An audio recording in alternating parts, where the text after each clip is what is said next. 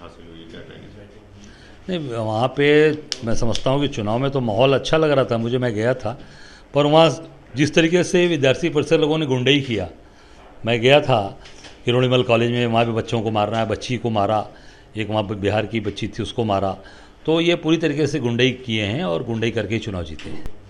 नहीं, वहाँ पे मैं समझता हूँ कि चुनाव में तो माहौल अच्छा लग रहा था मुझे, मैं गया था, पर वहाँ जिस तरीके से विद्यार्थी परिषद लोगों ने गुंडई किया, मैं गया था हिरोणिमल कॉलेज में, वहाँ भी बच्चों को मारना है, बच्ची को मारा, एक वहाँ पे बिहार की बच्ची थी उसको मारा, तो ये पूरी तरीके से गुंडई किए हैं और गुंडई करके ही चुनाव जीते हैं। सर, चुनाव आयोग कहता है कि राहुल गांधी जी के जो आरोप है उनकी जांच परख की गई है और जब कोई समस्या मिली तो एफआईआर दर्ज हुई, लेकिन बड़े पैमाने पर मत चोरी जैसा जो दायरा लगाया गया है वो बेसलेस है, कैसे देखते हैं सर? देखिए, जो राहुल जी ने जो बात कही वो 100% सही है और प्रमाण के साथ दिया है, और मैं समझ जो उन्होंने कहा है कि एक हफ्ते के अंदर ये सीआईडी को सारी रिपोर्ट दें, एक हफ्ते के अंदर कर्नाटक में वो दें, नहीं तो साबित हो जाएगा कि ये जो राहुल जी ने कहा है वो एकदम सही है और ये पूरी तरीके से बेनकाब हो गए हैं।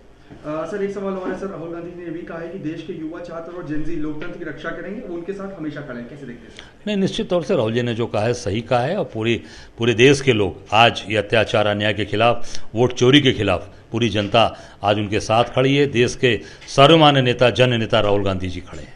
सर, डोनाल्ड ट्रंप ने पीएम मोदी की तारीफ करते हुए कहा है कि भारत देश और प्रधानमंत्री नरेंद्र मोदी के बहुत करीबी हैं। अगर डोनाल्ड ट्रंप ने इतना उनका तारीफ़ किया है तो अपना टैरिफ हटावें, उसको टैरिफ हटावें। अगर मोदी जी इतने नज़दीकी हैं तो टैरिफ हटा के वो मोदी जी जो उन्होंने कहा है देश की मदद करें, देश की उन्नति करें। ट्रंप और मोदी जी के दोस्त हैं तो निश्चित तौर से उनको देश की, हिंदुस्तान की मदद करनी चाहिए, उनको टैरिफ हटाना चाहिए। सर, सीडीएस अनिल चौहान का कहना है कि रात में 1 बजे ऑपरेशन सिंदूर इसलिए चलाया गया ताकि पाकिस्तान की जो आम जनता है उसको नुकसान ना हो।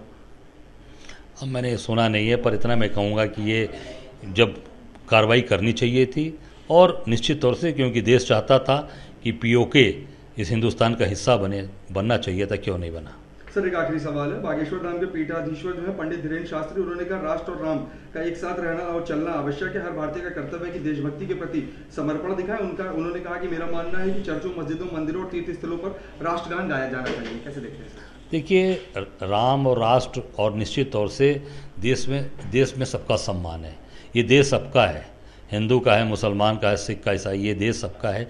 इस देश के सब लोग नागरिक हैं, अमीर गरीब सब लोग इस देश के अंदर रहते हैं।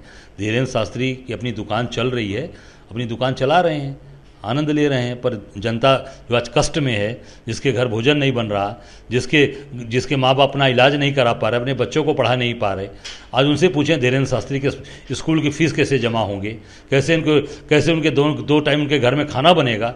ये धीरेन्द्र शास्त्री को फुर्सत नहीं, जरा एक बार जाके देख लें, मैं समझता हूँ देश की स्थिति उनको समझ में आ जाएगी।